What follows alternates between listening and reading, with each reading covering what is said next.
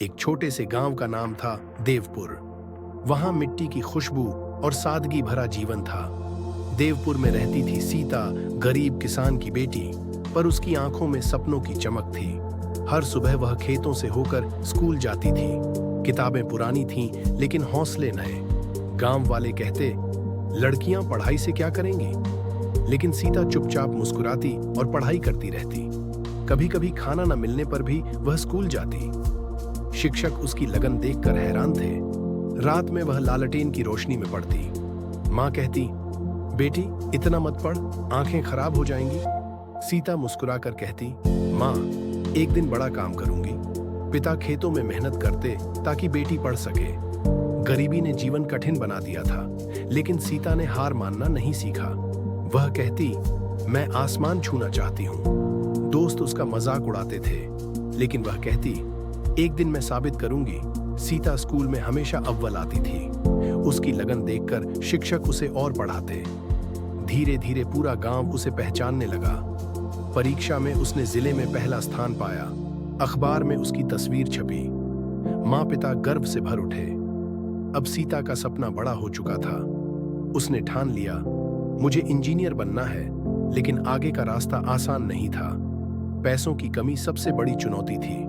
माँ ने अपने गहने बेच दिए, पिता ने खेत गिरवी रख दिया, और आखिरकार सीता ने शहर के कॉलेज में दाखिला ले लिया। शहर का कॉलेज गांव से बिल्कुल अलग था। नए माहौल में सीता थोड़ी घबराई। दोस्तों ने उसका मजाक उड़ाया, गांव से आई है। लेकिन सीता ने ध्यान सिर्फ पढ़ाई पर लगाया। वह देर रात तक पढ़ाई करती, कभी कभी भूखी रहकर भी नोट्स बनाती। परीक्षा में उसने पहला सेमेस्टर टॉप किया। अब सब उसकी मेहनत को मानने लगे, लेकिन मुश्किलें खत्म नहीं हुई थी। फीस भरने के लिए उसने पार्ट टाइम काम किया। दिन में कॉलेज, रात में काम। उसकी आंखों में अब और मजबूती आ गई थी। एक प्रतियोगिता में उसने प्रोजेक्ट बनाया। उस प्रोजेक्ट ने कॉलेज का नाम रोशन किया। सीता की चर्चा अब पूरे शहर में होने लगी, लेकिन वह अभी भी जमीन से जुड़ी रही। वह कहती, सपने देखो पर मेहनत भी करो। धीरे धीरे उसके सामने नौकरी के अवसर आने लगे। कई बड़ी कंपनियों ने उसे बुलाया। उसने कठिन इंटरव्यू दिए। आखिरकार उसे अंतरराष्ट्रीय कंपनी में नौकरी मिली। उसकी खुशी का ठिकाना न था। उसने सबसे पहले माँ पिता को फोन किया। पिता ने कहा, बेटी तूने हमें गर्व दिया।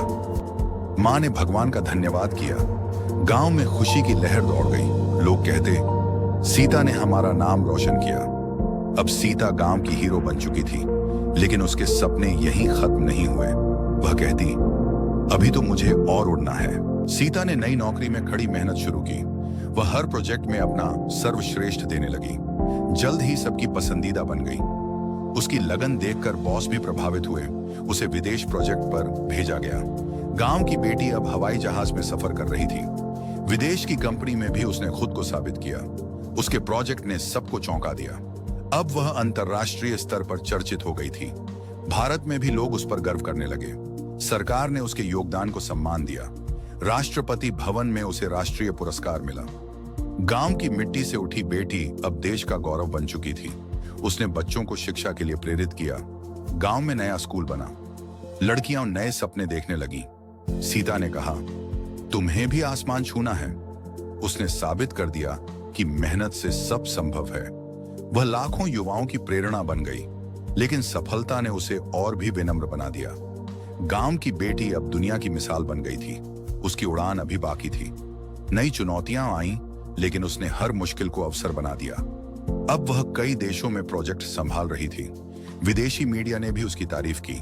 उसकी कहानी किताबों में छप गई। बच्चे उसकी जीवनी पढ़कर प्रेरित होने लगे। गांव की लड़की अब शिक्षा का प्रतीक बन चुकी थी। उसने स्कॉलरशिप देना शुरू किया। अब गांव के बच्चे बड़े सपने देखने लगे। सीता ने साबित कर दिया, सपनों की कोई सीमा नहीं। उसे विश्व शांति सम्मेलन में बुलाया गया। उसने कहा, शिक्षा ही असली शक्ति है। दुनिया ने उसके विचारों को सराहा। अब उसे गांव की बेटी, दुनिया की शान कहा जाने लगा। माँ की आंखों में खुशी के आंसू थे। अब सीता की उड़ान आसमान से भी ऊंची हो चुकी थी। उसने कहा, मैं हमेशा अपनी जड़ों से जुड़ी रहूंगी। और उसकी कहानी गांव से दुनिया तक पहुंच गई। सीता की उड़ान कभी थमने वाली नहीं थी।